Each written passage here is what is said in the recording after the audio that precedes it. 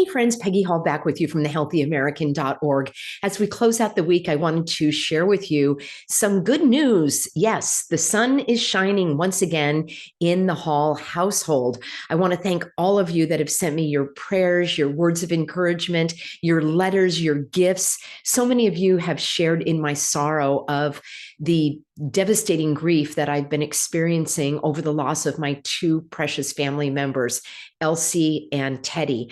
I've shared photos with you before. So many of you have enjoyed that, as well as some of the videos.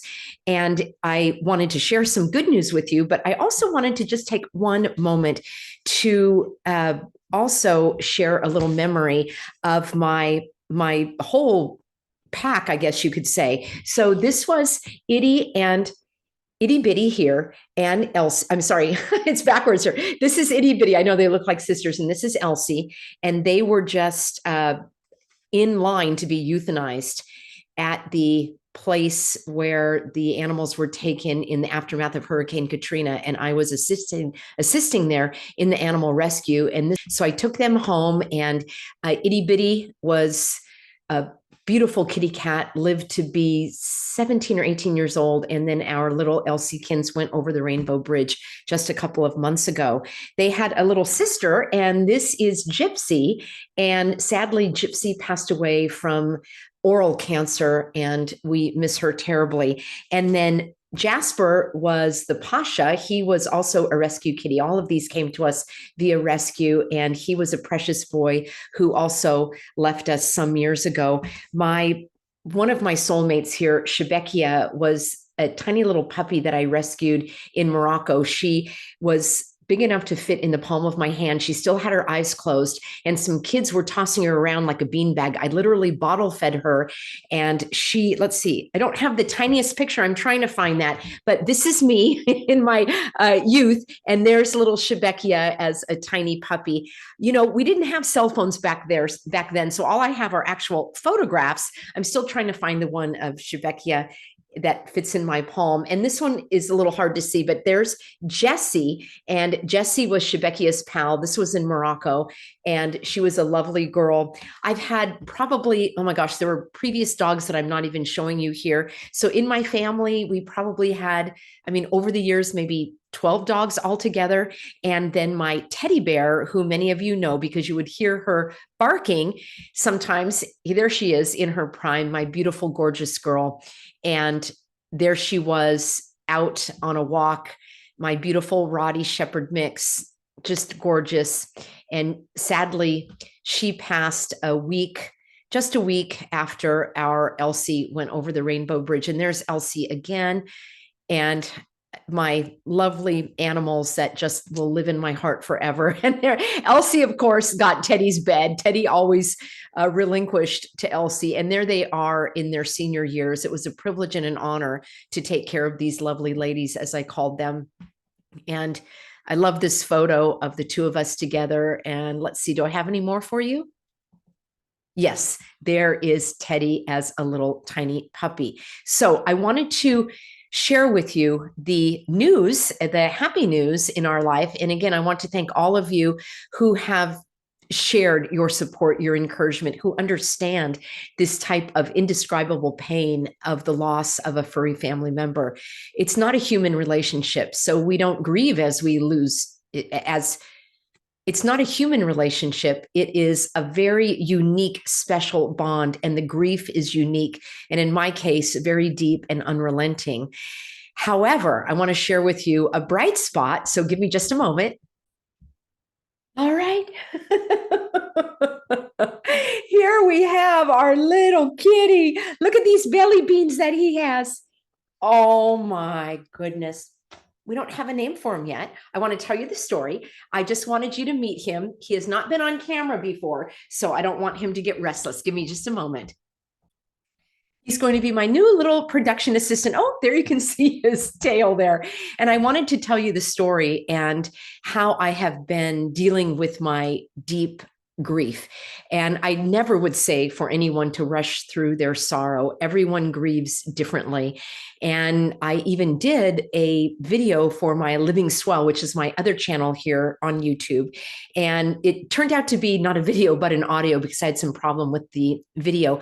I will leave a link for you because I was speaking about my grief and my loss and how I was trying to cope, and I share ways that didn't work and ways that did work. One thing that has really worked for me is to get on a grief share group. And what I did, I actually went on my phone. There is an app called Reddit. I never really participate that much in social media aside from doing my YouTube videos, although I wouldn't really call that social media per se.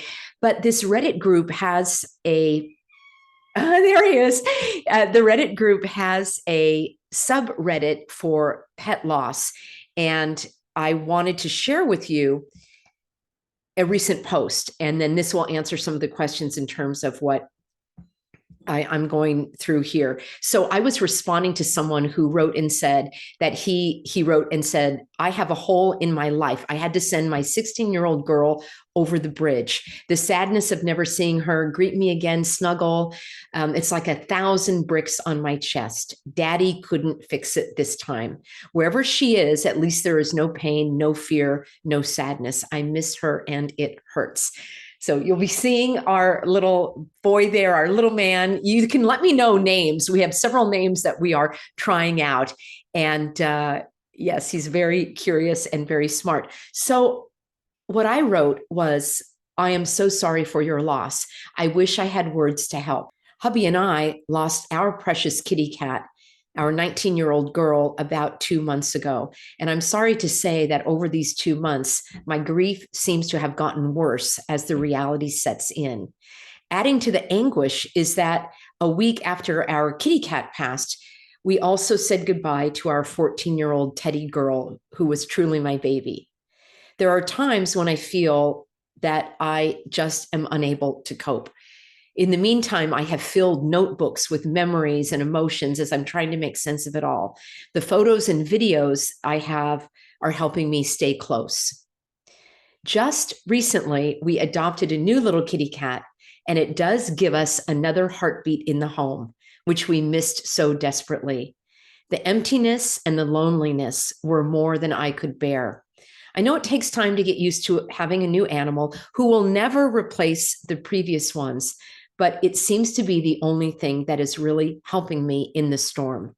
Everyone grieves differently, and I just wanted to let you know that I completely understand the devastating pain of this heart-wrenching loss.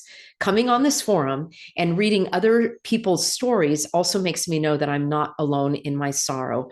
May God bring us peace and healing in the days ahead. So I've done a lot of posting on this site, and helping to comfort others has been a comfort for me. And many of you have been telling me your heart-wrenching stories of your animals, your family members, and all of the grief and sorrow and pain that you are experiencing. I just want to encourage you to get on some type of grief share network. You can do it like I've done it on Reddit. There are others that are specifically, there are websites that are specifically related to grief for pet loss. And then I've also shared on this channel books that have helped me.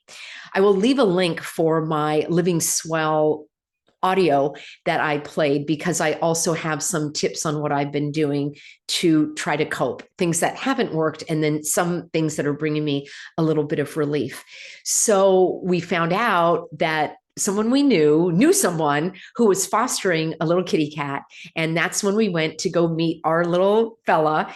And we just fell in love, and we decided that the time was right. And we invited him into our family. So my heart is still broken. I believe that some hearts will only be fully mended in heaven, but this does give me a brightness in my day. It gives me an opportunity to get back into that rhythm, which has been a part of my life, all of my life, for caring for animals. And I just felt like I was living in a home without a roof. I felt bereft. I felt empty. I felt like my life had lost its rhythm and a very important purpose. So I just want to bring you this message because so many of you are sharing your heart-wrenching stories. And I hope that you are going to find some breath of relief, some moments of sanity where you will be able to look forward, ideally, to a time where you will obviously never forget your beloved family members, but you will be able to welcome more into your life if that is something that you feel is right for you.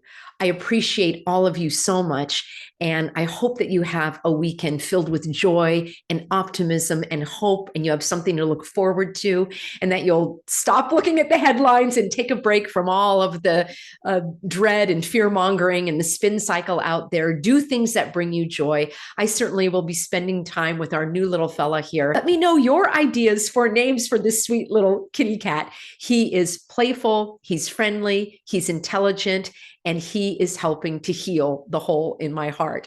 Thank you, everyone. And I look forward to seeing you back here. I'm here Monday through Friday, 4 p.m. Pacific. And I appreciate having you on board.